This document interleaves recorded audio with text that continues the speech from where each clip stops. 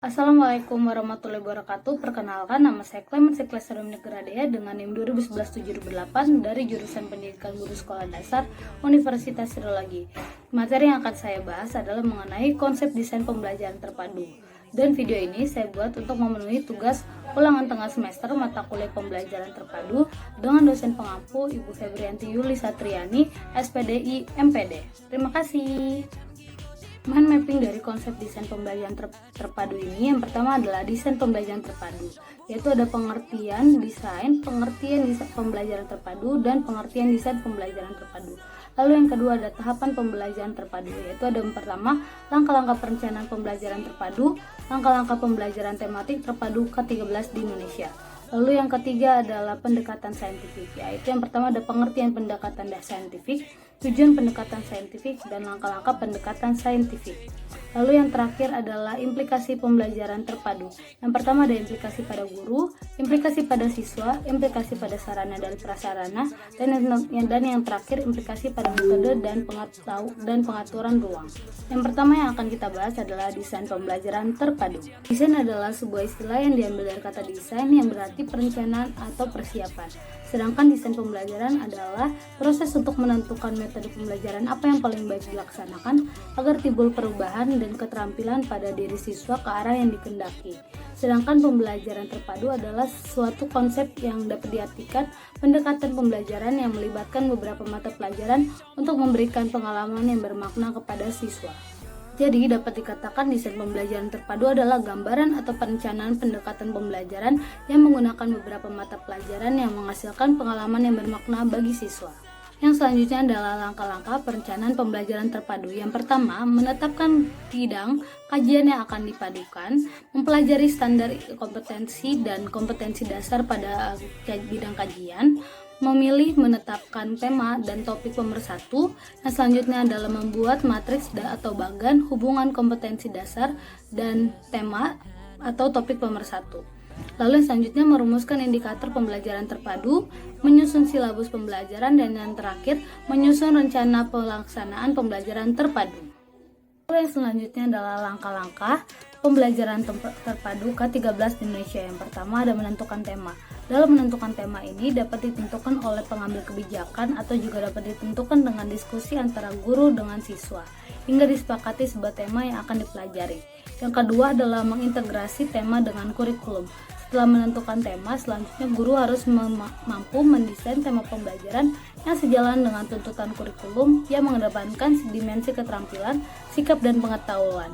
Lalu yang ketiga, mendesain rencana pembelajaran. Dalam tahap ini mencakup pengorganisasian sumber belajar, bahan ajar, media belajar, termasuk kegiatan ekstrakurikuler yang bertujuan untuk menunjukkan suatu tema pembelajaran terjadi dalam kehidupan sehari-hari yang dekat dengan siswa. Lalu yang selanjutnya adalah melaksanakan aktivitas pembelajaran, dan di tahap ini memberikan kesempatan kepada siswa untuk mampu ikut serta dan memahami berbagai sudut pandang dari satu tema. Selain itu juga memberi kesempatan bagi guru dan siswa untuk melakukan eksplorasi pada satu pokok bahasan sehingga dapat memperoleh hal yang baru. Pendekatan saintifik. Pendekatan saintifik adalah pendekatan pembelajaran yang memberikan ruang pada peserta didik secara luas untuk melakukan eksplorasi dan elaborasi mata pelajaran serta mampu mengaktualisasikan kemampuan melalui kegiatan pembelajaran yang telah dirancang oleh guru. Tujuan pendekatan saintifik. Yang pertama, meningkatkan keterampilan berpikir tingkat tinggi. Kemampuan berpikir tingkat tinggi yang diharapkan diantaranya adalah berpikir kritis, analitis, sintesis, serta mampu menciptakan ide-ide orisinil yang berkaitan dengan materi yang sedang dipelajari. Lalu yang kedua adalah menciptakan lingkungan belajar yang kondusif. Dengan menerapkan pendekatan ini, guru berharap dapat menciptakan lingkungan belajar yang kondusif melalui rangkaian aktivitas yang dirancang secara sistematis. Dengan pembelajaran yang berpusat pada peserta didik, diharapkan pula terciptanya lingkungan belajar yang aktif dan produktif. Lalu yang ketiga adalah meningkatkan kemampuan berpikir sistematis.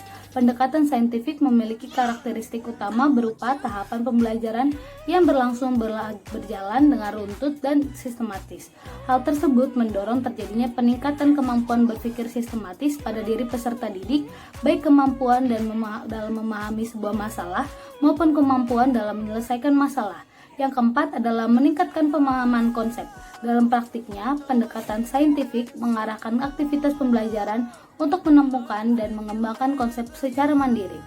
Peserta didik tidak hanya menerima konsep dalam bentuk hafalan, tetapi mereka juga mendapatkan pemahaman secara mendalam terhadap konsep tersebut.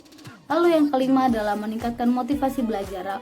Rangkaian pembelajaran yang mengharuskan peserta didik untuk lebih aktif dan inovatif ini dapat menciptakan suasana belajar yang tidak monoton sehingga peserta didik tidak merasa bosan. Yang terakhir adalah meningkatkan kemampuan komunikasi.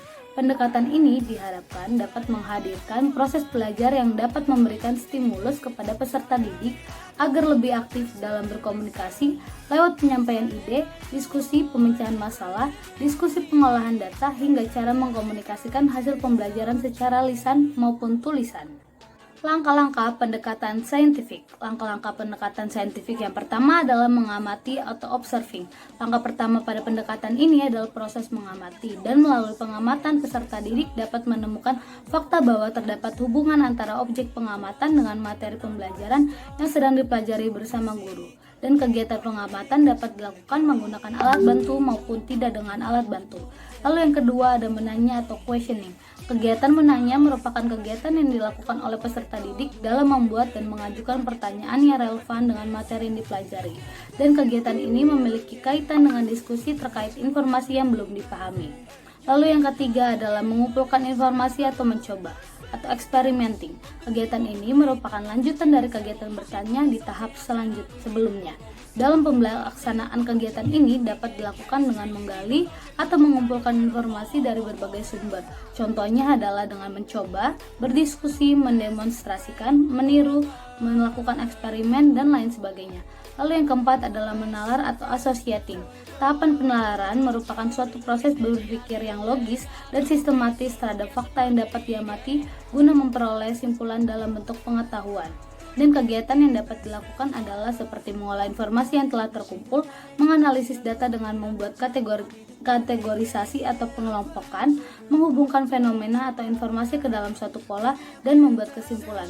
Yang kelima atau terakhir mengkomunikasikan atau communicating. Pada tahap akhir, guru memberikan kesempatan kepada peserta didik untuk mengkomunikasikan hasil dari proses belajar yang telah dilakukan.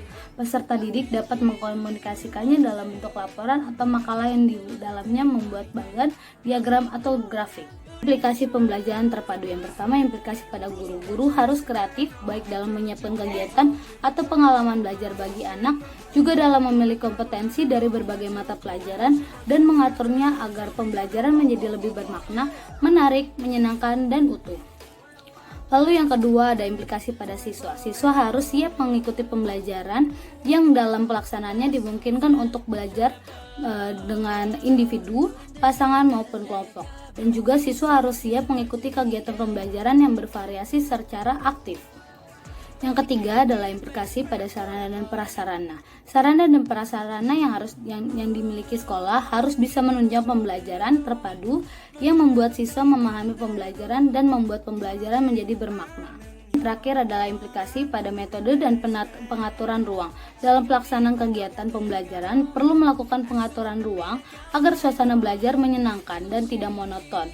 Dan metode yang digunakan harus sesuai dengan karakteristik pembelajaran dan juga karakteristik siswa tersebut. Sekian penjelasan dari saya mengenai konsep desain pembelajaran terpadu. Mohon maaf bila ada kesalahan kata dan kekurangan dalam penjelasan saya. Saya ucapkan terima kasih. Sampai jumpa lagi. Dadah.